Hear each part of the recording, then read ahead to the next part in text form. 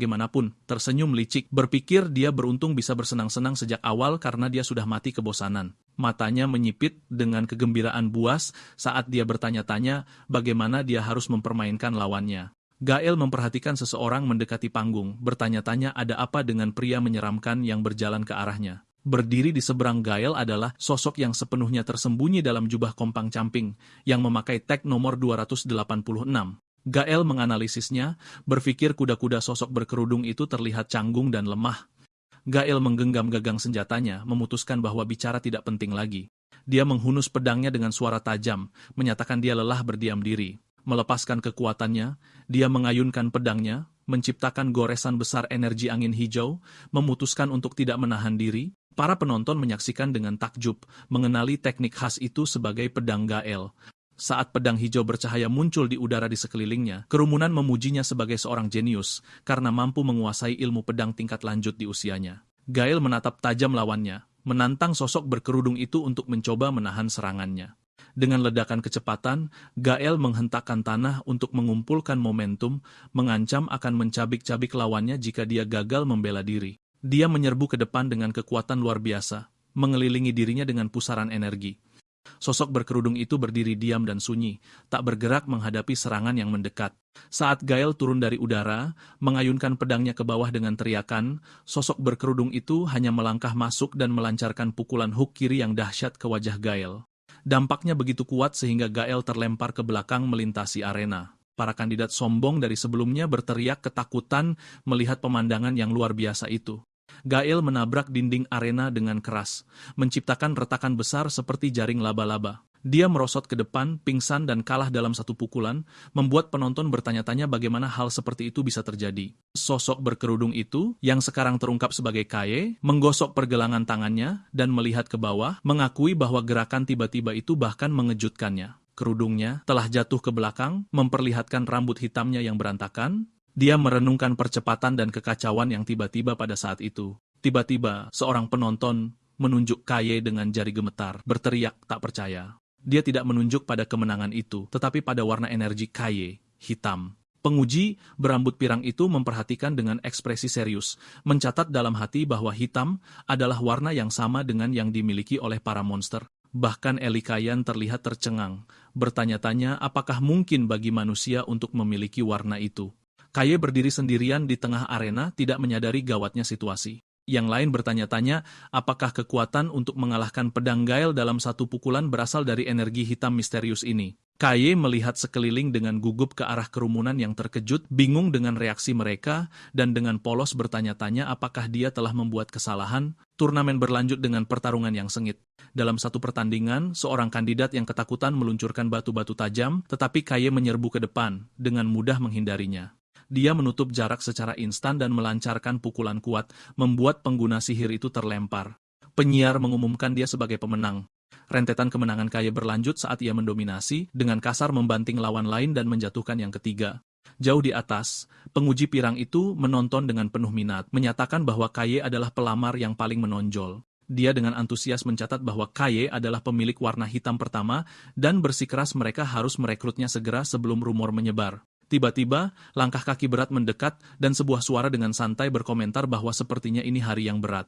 Penguji pirang itu berbalik dengan terkejut melihat pria berambut merah dan wanita berambut biru dari lokasi ledakan. Penguji bertanya mengapa ketua tim Red ada di sini, tetapi pria itu melambaikan tangannya, mengklaim mereka hanya kebetulan lewat. Mereka secara singkat membahas penyelidikan insiden makhluk besar itu. Pemimpin merah itu menghela napas, mengakui tidak ada kemajuan. Dia kemudian bertanya apakah ada kandidat yang layak. Penguji itu menyebutkan nona muda dari keluarga Kayan dan seorang kandidat yang sangat unik. Tiba-tiba, mata pemimpin merah itu melebar saat dia merasakan sesuatu.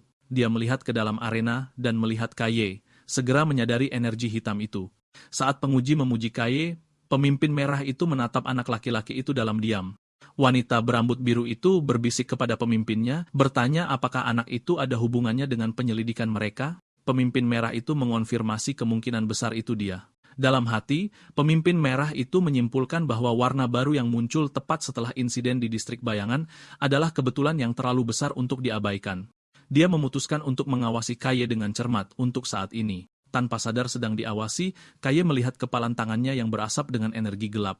Dia sangat senang dengan kekuatannya yang luar biasa, menyadari bahwa menjadi seorang perintis akhirnya mungkin. Namun, dia teringat akan dampak fisik dari transformasi itu dan memperingatkan dirinya sendiri untuk berhati-hati.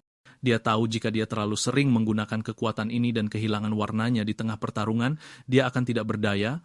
Gelombang besar energi beku meletus dari arena, menciptakan dinding es. Eli Kayan berdiri dengan tenang di tengah kabut dingin. Penyiar mengumumkan nomor 17 sebagai pemenang, mengungkapkan bahwa dia telah membungkus lawannya dalam balok es padat. Para penonton, termasuk Kaye, menyaksikan dengan takjub, berkomentar bahwa warna keluarga Kayan selalu mengesankan.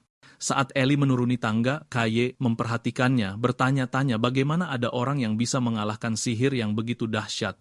Tiba-tiba Eli berhenti saat melewati Kaye, menatap lurus ke arahnya dengan tatapan tajam dan penuh rasa ingin tahu. Mata birunya menyipit curiga saat dia mengamatinya. Tanpa sepatah kata pun, dia berbalik dan terus berjalan, meninggalkan Kaye dalam kebingungan. Penyiar mengatakan, ujian pertama telah selesai. Penguji pirang itu berdiri di podium dan berterima kasih kepada semua orang atas kerja keras mereka. Dia menjelaskan bahwa karena mereka terlambat dari jadwal, mereka akan langsung melanjutkan ke tes berikutnya. Dia menginstruksikan para kandidat yang gagal untuk pergi, dan mereka berjalan pergi dengan lesu. Penguji pirang itu mulai mengumumkan tes berikutnya, tetapi terganggu oleh sebuah tangan di bahunya. Pria berambut merah itu melangkah maju dengan senyum percaya diri, mengambil alih. Dia melihat para kandidat yang tersisa dan menyatakan bahwa ujian kedua akan dipimpin secara pribadi olehnya. Para kandidat mendongak kaget menyadari siapa yang berdiri di hadapan mereka, Kaloris Red. Dia adalah salah satu kaloris terkuat di kota cahaya, terkenal karena merebut kembali tanah hitam. Namun, para kandidat ketakutan teringat rumor bahwa kekuatan penghancurnya begitu hebat sehingga sekutu pun ragu untuk bekerja dengannya, dan bahwa ketika dia bertanggung jawab atas ujian, tidak ada yang pernah lulus. Penguji pirang itu menatap Kaloris Red dengan cemas, bertanya apakah dia yakin, memperingatkan bahwa kapten akan memarahinya karena mengubah format ujian. Red menertawakannya, menyatakan dia toh diomeli setiap hari. Dia mengumumkan bahwa tesnya sederhana dan menyuruh kerumunan untuk bertahan saat tubuhnya meledak dalam api besar. Gelombang api raksasa melonjak ke arah para pelamar yang ketakutan, membentuk penghalang bola individu di sekitar setiap orang, menjebak mereka. Para kandidat panik saat mereka diselimuti oleh panas yang menyengat. Red menjelaskan bahwa dia telah menciptakan kembali lingkungan dari suatu wilayah tertentu, mencatat bahwa itu akan menjadi sangat panas. Dia menggambarkan bahwa tanah hitam penuh dengan lingkungan ekstrim di mana manusia hampir tidak bisa bertahan hidup. Dia meremehkan tes saat ini, mengklaim panas ini tidak lebih dari kompor yang hangat. Dengan ekspresi serius, Red menegaskan kembali bahwa jika mereka bertahan, mereka lulus. Namun, matanya menyipit dengan dingin saat dia menambahkan bahwa siapapun yang tidak mampu menahan panas ini tidak pernah memiliki kualifikasi untuk menjadi seorang perintis. Di dalam bola api, para kandidat menderita. Seorang pria menyadari dia tidak bisa menggores penghalang itu sementara yang lain berteriak kesakitan. Mereka bertanya-tanya dengan ngeri tempat seperti neraka macam apa tanah hitam itu jika ini dianggap ringan. Mengamati dari samping, penguji pirang itu mencatat bahwa meskipun ada rumor, keahlian Red tidak tumpul. Dia mengagumi kendali Red yang luar biasa, mengamati betapa cepatnya dia menutupi begitu banyak orang. Dia mengakui bahwa kekuatan ini adalah yang diharapkan dari seseorang di puncak. Tiba-tiba, suara retakan yang keras terdengar di udara. Red dan asistennya menoleh saat salah satu penghalang api berubah menjadi biru dan retak. Gelombang besar energi es meledak keluar, menghancurkan bola api. Di tengah serpihan es yang berjatuhan, Elician berdiri tegak setelah berhasil bebas. Red menatapnya, mengakui bahwa ini cukup bagus. Dia merenung bahwa, meskipun kekuatan keluarga Chayan adalah penangkal alami api, kekuatannya sendiri biasanya cukup kuat untuk mengatasi keuntungan itu. Menatap wanita muda itu, Red menyimpulkan dia mungkin benar-benar pantas disebut sebagai anak ajaib sejati. Red bertanya-tanya tentang kandidat lain yang mereka minati. Di dalam bola apinya, Kai tampak berdiri, diam. Red mengamatinya, mencatat bahwa tidak seperti gadis itu, anak laki-laki ini tidak berhasil menerobos. Dia mengakui bahwa dia tidak berharap banyak darinya. Namun di dalam penghalang, Kai panik, berteriak dalam hati bahwa dia dalam masalah besar. Dia menyadari bahwa dia menggunakan terlalu banyak warnanya saat bertarung dengan si pedang Gael. Dia menatap tangannya dengan ngeri, menyadari energi hitamnya bocor dan terkuras lebih cepat di dalam panas. Kaye membayangkan masa depan yang menakutkan di mana kekuatannya habis. Dia tahu jika dia ketahuan tidak berwarna, dia kemungkinan besar akan dijadikan bahan percobaan. Putus asa, dia dengan panik mencari solusi, bertanya-tanya apakah dia bisa menyerap sesuatu untuk mengisi kembali energinya. Dia menatap dinding api yang dahsyat. Sebuah kesadaran muncul di benaknya. Karena penghalang itu terbuat dari kemampuan warna, dia bertanya-tanya apakah dia bisa menyerapnya. Dia melihat tangannya, mengakui bahwa dia tidak tahu batas kekuatan penyerapannya. Memutuskan dia tidak punya waktu untuk berpikir, dia bertekad untuk mencari tahu. Dia mengulurkan tangan dan menyentuh dinding api yang berputar. Seketika, reaksi hebat terjadi, dan Kai terkejut bahwa penyerapan langsung berhasil. Penghalang api mulai melengkung dan berputar, menarik perhatian kandidat di dekatnya. Pusaran besar energi hitam meletus dari Kai, menyedot api merah ke tangannya. Dari podium, Red dan penguji berambut pirang menatap ke bawah, tertegun dan tidak dapat memahami apa yang mereka lihat. Red berkeringat gugup, memaksakan senyum saat dia berkomentar bahwa mereka telah menemukan orang yang benar-benar gila. Di arena, Kai berdiri di tengah energi yang menghilang, terlihat sangat kuat dengan aura merah dan hitam berputar di sekitar tangannya. Seluruh arena menjadi hening, namun di dalam hati, Kai panik lagi. Dia memaksakan senyum sambil berpikir ini seharusnya tidak terjadi. Dia menyadari dengan penyesalan bahwa dia tidak sengaja terlalu menonjol. Eli Kayan berdiri membeku bertanya-tanya apakah dia sedang berhalusinasi saat menatap pemuda yang diselimuti energi gelap itu. Dia menatap Kai dan bertanya-tanya, apakah hitam, bahkan warna yang bisa dimiliki manusia, menyadari ini adalah sesuatu yang belum pernah terjadi sebelumnya. Rasa cemas menyelimutinya saat dia memperhatikannya. Kenangan akan tekanan untuk menjadi yang terbaik melintas di benaknya. Dia terpaksa mengakui bahwa Kaye tidak dapat disangkal kuat. Dia menyadari bahwa, bahkan dengan kekuatan penuhnya, dia tidak bisa menjamin kemenangan. Saat Kai berjalan pergi, Eli berpikir ada sesuatu tentang dirinya yang tidak bisa dijelaskan hanya dengan kekuatan, bertanya pada dirinya sendiri apa dia sebenarnya. Dia dengan cepat menggelengkan kepalanya, mencoba untuk menyingkirkan pikiran yang mengganggu itu. Koloris Red mendekati Kai dan dengan santai merangkul bahunya, memberitahunya lain kali tidak akan seperti ini. Red tersenyum, berkomentar bahwa kemampuan hitam untuk menyedot segalanya itu liar, dan dia tidak bisa menahan rasa penasarannya. Dia membawa Kai pergi, menyarankan mereka untuk berbicara secara pribadi, untuk melindungi privasi Kai sambil dia memuaskan pertanyaannya sendiri. Kai, berkeringat gugup, bertanya tentang status ujian. Red meyakinkannya bahwa dengan tingkat kekuatan seperti itu, dia jelas lulus. Kai tertegun, menyadari bahwa menarik begitu banyak perhatian ternyata menguntungkannya. Dia diliputi emosi, berpikir bahwa dia akhirnya mencapai mimpinya menjadi seorang pionir. Tiba-tiba, penguji berambut pirang itu meneriaki Red karena bertindak sendiri. Red menertawakannya, meminta rekannya untuk mengabaikannya sekali ini saja. Penguji itu menghela napas dan mengumumkan bahwa meskipun ada gangguan, ujian akan berlanjut. Dia menjelaskan bahwa nomor 17, Eli, telah lulus karena dia berhasil menghancurkan penghalang, tetapi kandidat lain akan menjalani tes tambahan. Eli mengabaikan pengumuman itu. Tatapannya terpaku pada terowongan gelap tempat Red membawa Kai pergi. Adegan beralih ke latar industri. Red berdiri di luar mobil bersama Kai sementara penyelidik berambut biru duduk di kursi pengemudi. Red menyuruhnya menunggu. Kai melihat sekelilingnya dan ekspresinya berubah menjadi sangat terkejut. Dia menatap pemandangan puing-puing dan kehancuran yang luas, menyadari dengan ngeri bahwa Red telah membawanya kembali ke lokasi persis di mana dia jatuh ke dalam limbah tinta. Koloris Red melihat keruntuhan yang hancur, berkomentar bahwa itu adalah tempat yang buruk. Dia menjelaskan bahwa sebuah insiden besar terjadi di sini yang membuat Kai membeku. Red menceritakan bahwa untuk pertama kalinya dalam sejarah, 2 orang pionir ditemukan benar-benar terkuras dan tidak berwarna. Dia menambahkan bahwa saksi mata melihat makhluk besar di lokasi tersebut. Red berbalik tajam ke arah Kai, menunjukkan waktu yang mencurigakan. Dia mencatat bahwa tak lama setelah makhluk itu muncul, Kai muncul sebagai orang pertama yang memiliki warna hitam, menyebutnya sebagai suatu kebetulan. Matanya bersinar, Red menganalisis kekuatan K, menggambarkannya sebagai kemampuan yang menyerap warna lain. K berkeringat gugup saat Red menatapnya tajam, menyatakan ini adalah kemampuan yang sama sekali asing.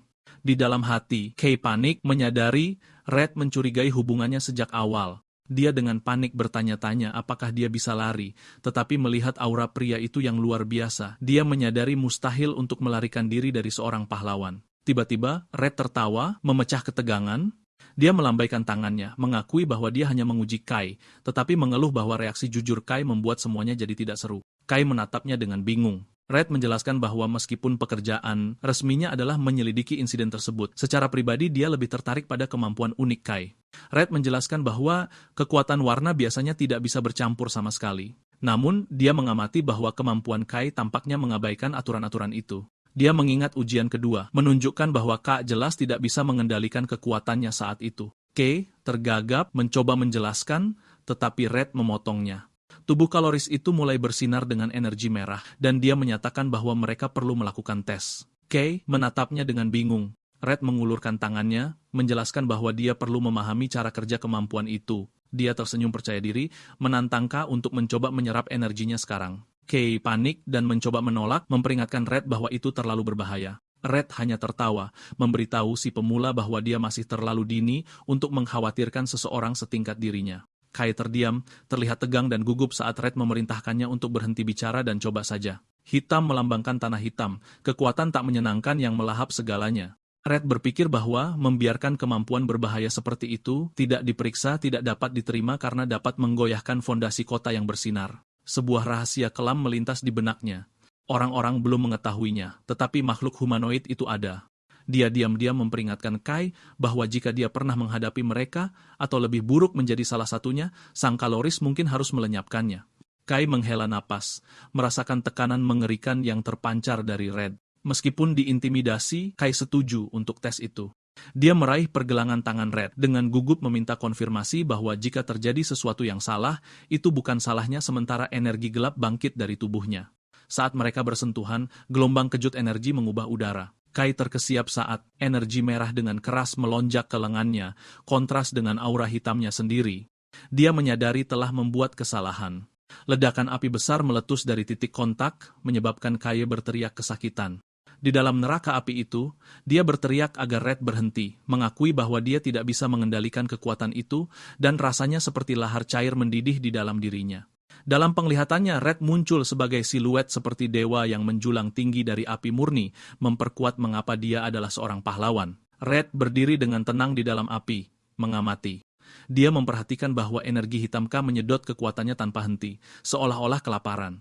Dia menyadari bahwa karena kekuatan K belum matang, individu yang kuat dapat menahan penyerapan itu, tetapi kemampuan ini akan langsung berakibat fatal bagi kebanyakan orang biasa. Saat api berputar-putar, mata Red menyipit dengan rasa penasaran yang lebih dalam. Dia berpikir apa yang mereka lihat selama ujian bukanlah kemampuan penuhnya. Dia memutuskan ingin tahu tidak hanya bagaimana K menyerap warna, tetapi juga bagaimana warna yang diserap itu digunakan. Situasi memanas saat energi di antara keduanya bereaksi dengan hebat. Red menyaksikan energi hitam dari lengan Kay mulai melengkung dan menajam, bercampur dengan aura merah. Tiba-tiba, ledakan besar energi merah dan hitam meledak keluar. Red terdorong mundur oleh ledakan itu. Dia menatap kaget pada sosok yang muncul dari asap. K telah berubah sebagian. Sisi kanan tubuhnya kini terbungkus baju zirah iblis yang bergerigi dari energi merah dan hitam yang memadat. Red menggertakkan giginya, menyadari wujud ini terasa familiar secara mengerikan. Saat melihat tangan bercakar mengerikan dan mata yang bersinar, Red mengakui pada dirinya sendiri bahwa dia akan percaya sedang melihat sesosok makhluk. Kemiripan itu mengkonfirmasi kecurigaannya, dan dia menyadari dengan pasti bahwa Kay berada di balik insiden di mana para perintis lain kehilangan warna mereka. Kay berjuang untuk tetap sadar. Red memutuskan bahwa prioritasnya adalah keselamatan dan bertekad untuk memadamkan api sebelum Kay mengamuk. Dia memanggil bola api, bersiap untuk menaklukkan Kay dengan paksa. Namun, Kay mengeluarkan geraman rendah membuat Red berhenti sejenak karena anak itu tampaknya sedang melawan sesuatu yang lain. Adegan beralih ke perspektif internal Kay, sebuah kehampaan hitam pekat yang dipenuhi dengan teks merah yang menuntut. Suara-suara dari kekuatan itu meneriakinya, menuntut warna yang kuat, dan mendesaknya untuk membawa lebih banyak. Kay terkesiap di dunia nyata, tertekan oleh suara-suara yang mengganggu ini. Suara-suara itu terus menggodanya, memberitahunya bahwa menahan diri itu sia-sia dan mendesaknya untuk mengambilnya. Kay berteriak dalam benaknya pada suara-suara itu untuk diam dan tenang. Dengan tekad yang kuat, mata K yang terlihat bersinar merah. Dia menolak godaan itu, memerintahkan kekuatan itu untuk diam dan tetap tertahan saat dia memaksakan kehendaknya atas energi yang kacau. Gelombang kejut meledak keluar saat dia secara paksa memadatkan kembali energi itu. Baju zirah bergerigi itu menghilang, meninggalkan Red dengan ekspresi benar-benar terkejut. K terengah-engah karena kelelahan. Red menatapnya, terkesan dan tertegun, bertanya-tanya, apakah anak baru itu benar-benar berhasil menekan kekuatan luar biasa itu sendirian. K terengah-engah, jantungnya berdebar kencang. Dia pikir gila sekali dia bisa selamat dan dengan panik bertanya-tanya mengapa dia mengamuk. Dia melirik ke atas dengan gugup, takut dia kehilangan kendali di depan seorang kolorist. Tahu, dia perlu memahami kemampuannya. Dia dengan ragu mendekati pria yang lebih tua itu. Red, bagaimanapun, terlihat senang. Dia mengakui bahwa dia lengah karena kekuatan yang diserap K lebih kuat dari yang dia duga, tetapi dia menyeringai dan menyatakan eksperimen itu sukses karena menyenangkan. Dia memberitahu K bahwa jika dia ingin mencapai sesuatu, dia harus bersedia mengambil risiko. Red memutuskan itu sudah cukup untuk tesnya, tetapi kemudian berhenti sejenak, mengatakan ada satu hal lagi. Dia mengingatkan Kaye bahwa dia adalah penyelidik yang ditugaskan untuk insiden kehancuran di tempat ini, dan tugasnya adalah menemukan pelakunya. Dengan senyum tenang namun mengancam, dia menunjukkan bahwa orang di depannya terlihat seperti tersangka yang sempurna. Kaye membeku, wajahnya pucat karena panik. Red menjelaskan betapa seriusnya situasi ini. Dia mengingat bagaimana para saksi melihat makhluk bayangan besar, memperingatkan Kaye bahwa lebih banyak orang yang tertarik pada kasus ini, daripada yang dia kira. Dia berpendapat bahwa begitu rumor tentang kemampuan hitam Kaye menyebar, akan mudah bagi pihak berwenang untuk menyalahkannya. Dia menunjuk ke distrik industri yang hancur, mencatat kerusakannya akan menelan biaya ratusan juta. Dia menambahkan bahwa jika pimpinan kota memutuskan Kaye terlalu berbahaya, dia bisa diusir atau dijadikan kelinci percobaan. Kaye menggertakkan giginya karena frustrasi, menyadari dia terjebak. Dia tahu tidak ada cara untuk membuktikan dirinya tidak bersalah. Tiba-tiba, Red menawarkan jalan keluar. Dia menyarankan bahwa jika Kaye setuju untuk berada di bawah komandonya, dia mungkin bisa melakukan sesuatu. Tanpa ragu sedetik pun, Kaye membungkuk 90 derajat, berteriak keras bahwa dia menyerahkan dirinya pada Red. Red menyuruhnya untuk mendengarkan seluruh syaratnya terlebih dahulu. Dia menjelaskan bahwa dia tidak akan memperbaiki semuanya secara gratis. Sebagai gantinya, Kaye harus membantunya beberapa kali. Dia bertanya apakah Kaye pikir dia bisa menanganinya. Kaye memaksakan senyum putus asa yang gemetar. Dalam hati, dia berteriak bahwa apapun lebih baik daripada berutang, jutaan, atau menjadi eksperimen sains. Dia dengan keras setuju, berjanji untuk melakukan apapun yang dibutuhkan Red. Di tanah terlantar yang sunyi, seekor makhluk kecil gemetar ketakutan beberapa saat sebelum sebuah roda besar menghantam, nyaris mengenainya saat sebuah kendaraan berat melintas dengan deru. Sebuah truk pengangkut lapis baja besar melaju melewati medan Blacklands yang berkabut dan terjal. Di dalam, Kaye melihat keluar jendela berpikir, ini adalah pertama kalinya dia bepergian sejauh ini, dan bertanya-tanya apakah ini adalah langkah pertamanya sebagai seorang perintis. Tiba-tiba, pikirannya diinterupsi oleh Gael, seorang pria berambut hijau yang memelototinya, memanggilnya si rambut hitam. Gael dengan kasar memberitahu Kaye bahwa dia mengganggu dan menyuruhnya diam, padahal Kaye belum mengucapkan sepatah kata pun. Kaye menatapnya dengan ekspresi bingung. Kaye duduk dengan canggung di ruang angkut. Dia pikir menjadi perintis secepatnya adalah yang dia inginkan, tetapi suasananya tegang. Dia melirik Gael yang marah dan Elysian yang pendiam, bertanya-tanya apakah berada di tim yang sama adalah langkah yang tepat. Sebuah kilas balik mengungkapkan percakapan dari hari sebelumnya. Red bertanya pada Kaye yang terkejut apakah dia siap untuk bergabung dalam eksplorasi, menjelaskan bahwa dia membutuhkannya untuk pergi ke tempat tertentu di area yang belum dipetakan. Melihat ekspresi gugup Kaye, Red tertawa dan menyuruhnya untuk tidak khawatir. Red menunjukkan peta kepada Kaye, meyakinkannya bahwa dia tidak akan sendirian. Dia menjelaskan bahwa rekrutan baru yang lulus ujian juga akan dikerahkan ke area tersebut dan peta jalan resmi akan segera diumumkan. Kaye hanya perlu berada di lokasi tepat waktu. Kembali ke masa kini, Kaye melihat rekan satu timnya, menyadari mereka sudah berada di dalam truk. Terungkap bahwa karena campur tangan Red membahayakan ujian sebelumnya, para peserta diberi kesempatan lain. Banyak individu terampil, termasuk Gael, lulus tes tambahan yang ketat. Sementara itu, Elysian, rekrutan peringkat teratas, bergabung dengan tim Red atas permintaannya sendiri. Gael menatap Kaye dengan kebencian yang mendalam, tidak percaya dia dipermalukan oleh orang bodoh. Dia teringat kembali pada pertarungan mereka, yakin dia kalah hanya karena lengah sesaat, dan bersumpah itu tidak akan terjadi lagi. Dia mengancam Kaye memperingatkannya untuk bersiap-siap setelah eksplorasi berakhir. Dia bergumam bahwa jika Rafian tidak ada di belakangnya, Kaye pasti sudah mati. Elysian menyela, dengan dingin menyuruh Gael untuk berhenti bicara, mengejeknya bahwa dia mungkin akan jatuh dalam satu pukulan lagi. Gael berbalik ke arahnya dengan marah, bertanya apa yang baru saja dia katakan. Ellie mengabaikannya, menyatakan bahwa Gael bukan tandingan Kaye. Kaye menatap Ellie dengan terkejut dan penuh harap, berpikir mungkin dia adalah seseorang yang bisa dia pahami. Namun Ellie mengalihkan tatapan dinginnya ke Kaye, membuatnya bingung dengan menyebutkan perjanjian masa lalu yang seharusnya mereka buat. Dia memelototinya, menyatakan bahwa yang kalah harus tetap diam dan mengikuti perintah, membuat Kaye bingung. Kaye berdiri dengan canggung di antara dua perintis yang bermusuhan, merasakan tekanan. Dia menghela napas, menyadari dinamika tim akan sulit untuk dikelola. Adegan beralih saat kendaraan pengangkut bergerak melintasi perairan gelap di tanah terlantar menuju fasilitas yang jauh. Kendaraan itu tiba di dermaga muat yang ramai dengan para pekerja yang memindahkan persediaan. Kelompok itu turun. Kai, Ellie, Gail, dan rekrutan lainnya berjalan keluar ke pangkalan depan untuk Korps Perintis Fajar. Kai kagum dengan tingkat aktivitas yang tinggi, memperhatikan pasokan luar biasa dari Korps peringkat S, sesuatu yang tidak dia sadari saat dia menjelajah ke Blackland sendirian. Tiba-tiba, sebuah jari menyentuh pipi Kai, mengejutkannya. Dia berbalik dan melihat Mari yang tersenyum, yang dengan ceria menjelaskan bahwa karena ini adalah misi pertamanya, dia harus ikut untuk mendukungnya. Mari membuka jaketnya, memperlihatkan Nero yang ikut serta. Kai menggendong kucing hitam itu, berterima kasih pada Mari karena telah merawatnya. Dia tersenyum hangat, mengatakan Nero adalah keluarga. Dia menjelaskan bahwa dia mendapat kesempatan besar untuk bergabung dengan tim eksplorasi sebagai staf pendukung, menyatakan keahliannya berguna di sini. Pengeras suara mengumumkan waktu berkumpul. Kerumunan perintis berdiri di tanah tandus kelabu saat pengumuman berlanjut bahwa mereka akan segera memasuki tanah hitam.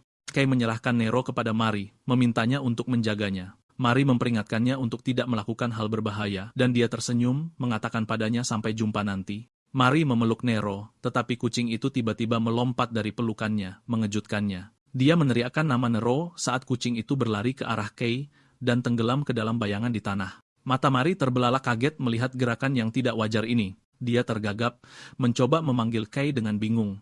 Kelompok itu tiba di pintu masuk gua gelap yang dibentengi. Di depan, seorang wanita dengan rambut oranye terang dan jas putih berteriak agar semua orang bersiap, mengumumkan seorang anggota baru akan memasuki tanah hitam.